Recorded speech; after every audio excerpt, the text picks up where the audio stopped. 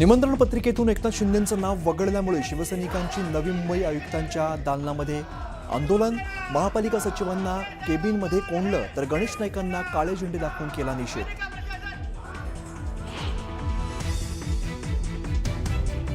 दुसऱ्यांचे पक्ष फोडण्यापेक्षा तुम्ही स्वतःची मुलं मोठी करा। कार्यकर्त्यांनी काय फक्त सतरंजात उचलायच्या का? शर्मिला ठाकरेंचा भाजपला जोरदार टोला।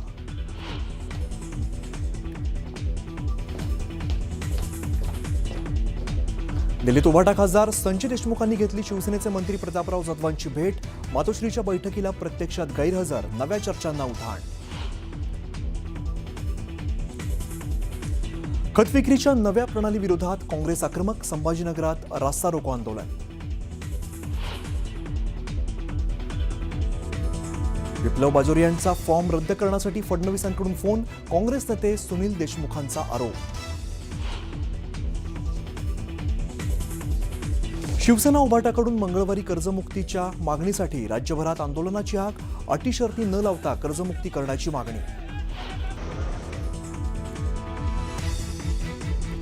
मुंबईत पांढऱ्या पट्ट्यांचा वाद सुरूच। आता मराठी माणसाच्या बालेकिल्ला असलेल्या लालबाग बरोबरच गिरगाव आणि बोरिवलीत सुद्धा पांढऱ्या पट्ट्यांमुळे वाद पेटला। मुख्य जलस्रोत ऐतिहासिक तेली तलाव पूर्णपणे कोरडा ठाक झालाय। तलावाच्या तळाला मोठ्या प्रमाणात भेगा पडल्या आणि यामुळे भूगर्भातल्या जलसाठ्यावर विपरीत परिणाम होण्याचीही भीती आहे। तलावातला पाणीसाठा संपुष्टात आला, त्यामुळे बोरवेल, हातपंप तसंच परिसरामध्ये विहिरींची पाणी पातळी आणखी खालावण्याची शक्यता आहे। त्यामुळे येत्या काळामध्ये धरणगावकरांना तीव्र पाणी टंचाईला सामोरं जावं लागू शकतं, असंही म्हटलं जातं। हे दृश्य आपण पाहतोय धरणगाव जवळची आहे, तर जळगाव जवळच्या धरणगाव मधलं हे दृश्य आहे। इथं तेली तलाव होता आणि हा तलाव पूर्णपणे जूनच्या दुसऱ्या आठवड्यामध्ये कोरडा पडल्याची चिन्ह आपण पाहतोय। आता हा तलाव कोरडा पडला आणि जमिनीला भेगाही पडल्या, त्यामुळे इथं भूगर्भातल्या पाणीसाठ्यावर सुद्धा याचा परिणाम होऊ शकतो असं सध्या बोललं जात आहे। तलावाला भेगा पडल्यामुळे झपाट्यानं पाणी पातळी कमी होत असल्याचं निदर्शनास आलेलं आहे। अल निनोचं सावट असल्यामुळे यंदा पावसाळा कमी होणार असल्यामुळे दुष्काळाचं सावट संपूर्ण महाराष्ट्रावर आहे। तशात जर आपण जळगाव जिल्ह्याचा विचार केला तर जळगाव जिल्ह्यातील अनेक तलाव जे आहेत ते कोरडे ठाक पडलेले आहेत। आज आपण आहोत धरणगाव शहरातील प्रसिद्ध आणि ऐतिहासिक अशा तेली तलाव परिसरामध्ये। आपण या ठिकाणी बघू शकतायत की हा तलाव पूर्णपणे कोरडा पडलेला आहे। तलावाच्या तळभागाला जे आहे ते भेगा पडल्याचे चित्र आपल्याला दिसत आहे। याचा परिणाम भूगर्भातील जलसाठ्यांवर होण्याची भीती व्यक्त केली जात असून तलावातील पाणीसाठा संपल्यामुळे शहरातील बोरवेल, हातपंप तसेच परिसरातील विहिरींची पाणी पातळी आणखी खालावण्याची शक्यता आहे। परिणामी येत्या काळात जे आहे धरणगावकरांना मोठ्या पाणी टंचाईला सामोरे जाऊ शकते। खरं म्हणजे या तलावामुळे परिसरातील जे शेतविहिरी आहेत त्यांना देखील मोठ्या प्रमाणात जलस्रोत असतो, त्यांचा जलसाठा देखील किंवा पाणी पातळी देखील जी आहे ती आता घसरण्याची भीती जी आहे ती व्यक्त केली जात आहे। आणि जर शेतविहिरींची पाणी पातळी घटली तर याचा परिणाम थेट हंगामावर होऊ शकतो, कारण की शेतकऱ्यांनी पावसापूर्वीच आता कापसासारख्या पिकांची जी आहे ती लागवड केलेली आहे आणि आता शेतकऱ्यांना पावसाची प्रतीक्षा आहे। परंतु जर पाऊस लांबला आणि तलाव अशाच पद्धतीने जर कोरडा राहिला किंवा अल निनोच्या प्रभावामुळे जर मान्सून कमी झाला आणि तलाव पूर्णपणे भरला नाही तर मात्र भविष्यात धरणगावकरांना आणि परिसरातील नागरिकांना मोठ्या पाणी टंचाईला सामोरं जावं लागू शकतं। विजय वाघमारे, न्यूज 18 मराठी, जळगाव। आता बातमी आहे यवतमाळच्या जिल्ह्यामध्ये काही भागात मोठ्या प्रमाणात पाणी टंचाई निर्माण झाली आहे आणि त्यामुळे टंचाईग्रस्त भागात प्रशासनानं 43 गावांसाठी 31 टँकर सुरू केले आणि ग्रामीण भागामध्ये जनतेच्या पिण्याच्या पाण्याचा प्रश्न काही प्रमाणामध्ये सोडवला। मात्र गावात टँकर पोहोचला की पाण्यासाठी नागरिकांची मोठी गर्दी होतीये असं चित्र दिसून येत आहे। काही ठिकाणी तर विहिरींना तळ गाठलाय आणि बादलीभर पाण्यासाठी लोकांना तासनतास प्रतीक्षा करावी लागते। 40 वर्ष झाले सरकार आमच्याकडे लक्ष नाही देत आहे आणि आम्ही अशाच परिस्थितीमध्ये आजपर्यंत जगत आहोत, आज बी जगून राहिलो। सरकार आमचे न्यूज जर जात असेल तर सरकारला विनंती आहे की आमच्याकडे खरंच तारतुने आणि खरंच काळजीपूर्वक आमच्याकडे लक्ष द्या। आमचं गाव सुधरवा, आम्हाला सुधरवा, तुमच्यासारखं बनवा। राज्यभरामध्ये पाणी टंचाई गंभीर आहे आणि असं असताना भुसावळ तालुक्यामध्ये वाघूर धरणातनं 30 क्युसेकनं आवर्तन सोडलं गेलं। या आवर्तनावर भुसावळ तालुक्यातल्या शेतकऱ्यांनी कापूस मक्याची पेरणी केली आहे। मात्र अचानकच शासनानं आदेश दिले, आवर्तन बंद केलं। शेतकऱ्यांवरचं दुबारा पेरणीचं संकट उभं राहणार आहे। आपण पाहतोय की आवर्तन अचानक बंद झालं म्हणून शेतकरी चिंतेत होते। आता पाऊस पडला नाही तर दुबार पेरणीचं संकट या शेतकऱ्यांवर ओढवणार आहे। वाघूर धरणातनं त्यासाठी आता पाणी सोडल्याचंही बोललं जात आहे। आपण ही दृश्य पाहतोय, शेतकऱ्यांवर दुबार पेरणीचं संकट येऊ नये म्हणून ते मागणी करतायत। वाघूर धरणामध्ये आवर्तन अचानक बंद झालं, त्यामुळे शेतकरी इथला चिंतेत सापडलेला आहे। 3 एकर कापूस लागवड केलेली आहे आणि पाणी पुरवठा बंद झालेला आहे। त्यांनी पहिले पाणी सोडलं होतं आणि आता बंद केलेलं आहे।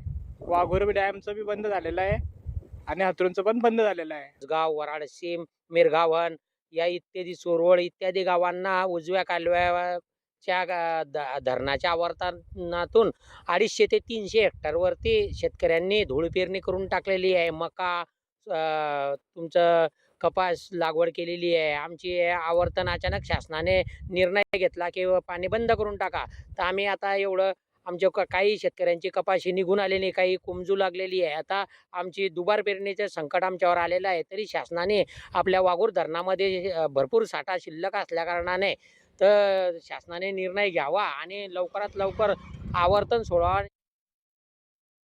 जून महिना अर्धा सरला आणि तरीही पाऊस होत नाही, त्यामुळे राज्यावर पिण्याच्या पाण्याचं संकट घोंगावतंय। धरणामधला पाणीसाठा संपतोय, त्याने तळ गाठलाय, त्यामुळे शिल्लक राहिलेलं पाणी फक्त पिण्यासाठी राखीव ठेवलं गेलेलं आहे। जलसंपदा मंत्री राधाकृष्ण विखे पाटील यांनी 31 ऑगस्टपर्यंत धरणांमधलं पाणी गावागावातलं पाणी पुरवठा योजनांसाठी राखीव ठेवायचा निर्णय घेतला। यामुळे आधीच संकटात सापडलेला बळीराजा शेतीला पाणी मिळणार नाही, त्यामुळे आणखी संकटात सापडणार आहे। अहिल्यानगर जिल्ह्यातल्या भंडारदरा धरणातनं पिण्यासाठी सध्या पाणी सोडलं गेलं आणि कालव्याजवळून आढावा घेतलाय हरीश दिमोटे यांनी। पाहूया। राज्यामध्ये मान्सून अजूनही दाखल झालेला नाही। अनेक जिल्ह्यांमध्ये पाऊस सुरू नाही, त्यामुळं धरणांचा जो पाणी साठा आहे तो झपाट्यानं कमी होतोय। त्यामुळं संकट जे आहे ते गडद होताना दिसतंय। त्यामुळं जलसंपदा मंत्री राधाकृष्ण विखे पाटील यांनी राज्यातली जी धरणं आहेत यातला जो पाणी साठा शिल्लक आहे हा फक्त पिण्यासाठी 31 ऑगस्टपर्यंत राखीव ठेवण्याचा आदेश काढलेला आहे। मी आता अहिल्यानगर जिल्ह्यातील जे भंडारदरा धरणाचा कालवा आहे त्या ठिकाणी आहे आणि आपण जर बघितलं तर हे जे पाणी आहे हे शेकडो गावातील लोकांची तहान भागवण्यासाठी आता गावागावामध्ये झेपावतंय आणि यातनं खरं तर 65,000 हेक्टर क्षेत्रावरती जे पाणी शेतासाठी देखील दिलं जातं। मात्र आता या क्षेत्राला पाणी दिलं जाणार नाही, तर केवळ पिण्यासाठी हे पाणी सोडलं जातंय। आणि नगर जिल्ह्यामध्ये मुळा धरण आहे, त्यानंतर भंडारदरा आहे, निळबंडे धरण आहे। या धरणांचा जर पाणी साठ्याचा विचार केला तर तो फक्त 22 ते 25% आहे। त्यामुळे कुठेतरी पाण्याचं संकट जे आहे ते अहिल्यानगर जिल्ह्यासह राज्यातील अनेक धरणांमध्ये बघायला मिळतंय आणि पाणी साठा झपाट्यानं कमी होतोय। मान्सून दाखल झालेला नाही, अजूनही पाऊस सुरू झालेला नाही, त्यामुळं हे संकट आणखी गडद होण्याची चिन्ह आहेत। त्यामुळं पाणी साठा राखीव ठेवण्यात आलेला आहे।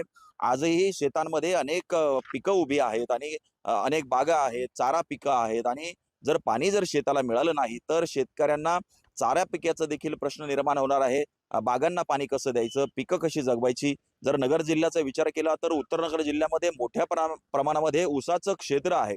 या क्षेत्राला जर पाणी मिळालं नाही तर ते देखील धोक्यामध्ये येणार आहे। मात्र पाऊस जर पडला तरच हे पाणी आता शेताला दिलं जाऊ शकतं। 31 ऑगस्ट पर्यंत हे पाणी आता राखीव ठेवण्यात आलेलं आहे आणि 31 ऑगस्ट पर्यंत जर धरणांमध्ये पाणी आलं तरच शेतीसाठी आणि उद्योगासाठी पाणी दिलं जाणार आहे। हरीश दिमोटे, न्यूज 18 मराठी, अहिल्यानगर। आता बातमी धाराशिवमधनं आहे, तर 227 लघु आणि मध्यम प्रकल्पात केवळ 12.5% इतकंच उपयुक्त पाणीसाठा शिल्लक राहिलाय। धाराशिवमध्ये पाऊस लांबला तर पाणी संकट गडद होण्याची शक्यता आहे। प्रशासनानं 150 गावात विहीर अधिग्रहित केलेले आहेत, त्यामुळे 44 लघु आणि मध्यम प्रकल्पात पाणी पिण्यासाठी राखीव ठेवलंय। पावसाळा सुरू झाला असला तरी धाराशिव जिल्ह्यात मात्र एक वेगळं संकट उभं राहिलं। ते संकट म्हणजे पाणी टंचाईचं संकट आहे। धाराशिव जिल्ह्यातील आज 227 जे लघु आणि मध्यम प्रकल्प आहेत त्यात फक्त उपयुक्त 12.5% पाणी साठा आहे। त्यामुळं ह्या पाण्याची टक्केवारी जर बघितली तर आपल्याला निश्चितच येणाऱ्या काळात पाऊस काळ जर लांबला तर टंचाईचा सामना जो आहे तो धाराशिव जिल्हा वाशांना करावा लागू शकतो. मी आता हातलाई तलाव आहे धाराशिव शहराजवळचा, तसा हा तलाव म्हणजे एक पर्यटनाचं स्थळ आहे. मात्र या ठिकाणाहून काही ठिकाणी शेतकरी किंवा धाराशिव शहराला थोडाफार का होईना पण पाणी पुरवठा केला जातो. बाजूला जी आहे ती उजनी उद्भव योजनेची जी पाणी पुरवठ्याची विहीर आहे, या उजनी धरणावरनं धाराशिव शहराला जो 116 ते 20 किलोमीटरची जी पाईपलाईन पाणी आणण्यात आलेलं आहे, त्याच्यावरून हा पाणी पुरवठा केला जातो. धाराशिव शहराला तसं बघायला गेलं तर आजच्या दिवसाला 8 दिवसाला किंवा 12 दिवसाला जो आहे तो पाणी पुरवठा केला जातो आहे. धाराशिव जिल्ह्यात इतर ठिकाणी जर बघितली तर प्रशासनानं 150 विहीर जे आहे ते अधिकृत पाण्याची तहान भागावी यासाठी प्रशासनाकडून करण्यात आलेले आहेत. तर सगळ्या ठिकाणी जर बघितलं तर टंचाई मोठ्या प्रमाणात दिसत आहे. त्यामुळं प्रशासनाकडून काही ठिकाणी टँकर देखील लावण्यात आलेले आहेत. 10च्या जवळपास जे आहे ते पाणी टँकर प्रशासनानं लावण्यात आलेले आहेत. तर 44 प्रकल्पातील पाणी हे जे आहे ते पिण्यासाठी राखीव ठेवण्यात आलेलं आहे. प्रशासनानं उपाययोजना जरी केल्या असल्या सगळ्या तरी आता तसं बघायला गेलं तर जूनचा महिना आणि हे पाऊस काळ्याचे दिवस आहेत, त्यामुळं या कालावधीत सहसा टंचाई जाणवत नसते. मात्र अल्निनोचा जो पराभव सगळा जो दिसतो त्याच्यामुळं अल्निनोच्या या संकटामुळं टंचाईचेच दिवस येऊ शकतात. त्यामुळे प्रशासनाने ही तयारी केलेली आहे. आपल्याला माहिती आहे धाराशिव जिल्ह्यात गेल्या वर्षी 6 ते 7 महिने पाऊस काळ झाला होता. धाराशिवच्या जिल्ह्याच्या इतिहासात मराठवाड्याच्या इतिहासात मोठा पाऊस काळ झाला होता. किमान 2 वर्ष इतका पुरेल इतका पाणीसाठा धाराशिव जिल्ह्यात शिल्लक होता. आज मितीला मात्र धरणाची जर अवस्था किंवा आता बारक्या तळाची अवस्था जर बघितली तर पाणीसाठा हा अल्प आहे, संपुष्टात आला आहे. त्यामुळे हे पाणी वाफून मुरलंय. पाणी नेमकं गेलं कुठं हा सगळा एक मोठा प्रश्न या निमित्तानं पडतोय.